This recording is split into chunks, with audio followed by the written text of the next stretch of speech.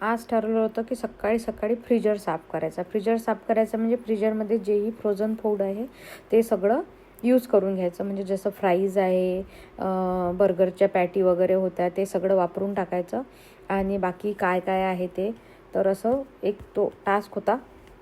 त्यामुळे शौनकचं आज मस्तच जमलं होतं, कारण शौनकसाठी बर्गरची पॅटी आणि फ्राईज होतं जेवायला आणि माझ्यासाठी मी पोळी करणार होती आणि थोडीशी फुलगोबी असली होती म्हणून त्याची भाजी करून ती संपून टाकणार होती.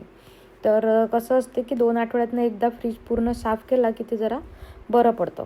तर आज तर शौनकची एकदम मजा होती म्हणून मग तिकडे फ्राईज तळायला घेतल्या आणि माझ्यासाठी 2-3 पोळ्या करायच्या होत्या. तर ते तिकडे पोळ्या करून घेत होती आणि काम खूप कमी होतं आज, जास्त काही हे नव्हतं, फक्त फ्रीजच साफ करायचं असं ठरवलं होतं.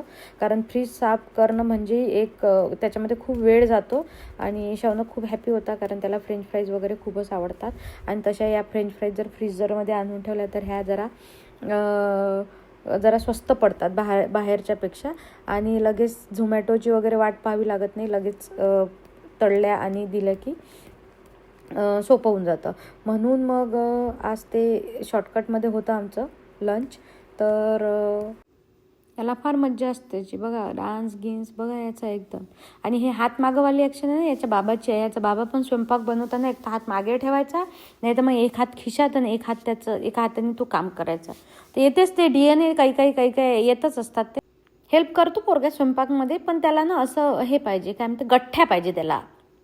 असं भाजी पोळी वगैरे याच्यात फार कमी हेल्प असते. तर असं आहे. मग जगा याचं जेवण रेडी झालं. याचं आज बर्गर होतं आणि फ्रेंच फ्राईज होतं, त्याच्यामुळे गाडी खुश होती आज. आणि माझी होती शिडी याची भाजी आपली गोबीची आणि पोळ्या. मग असं घेऊन आम्ही गेलो बाहेर. आणि काही जेवण असलं तरी हरभरा तर पाहिजेच आपल्याला, त्याच्यात काही वादच नाही. हिवाळा म्हटलं की विदाऊट हरभरा जेवण होतच नाही. मग दोघंही मायले का बाहेर गार्डनमध्ये जेवण घेऊन गेलो कोवळ्या उन्हात. हे तुम्ही बघू शकता. बर्गरची ब्रेड नव्हती, त्यानं साधीच ब्रेड घेतली, त्याच्यावर केचप लावलं, त्याच्यातच आता तो पॅटी वगैरे टाकणार आहे आणि त्याचं ते फ्रेंच फ्राईज आहेच. तर बघून घ्या, असं व्यवस्थित चालू आहे त्याचा प्रोग्राम. बघा असं मी एक एक सामान आणते. यांनी याच्यापुरतं ताट वगैरे आणलं. हा काही मला आता हेल्प करत नाही आहे, असा बदमाश आहे.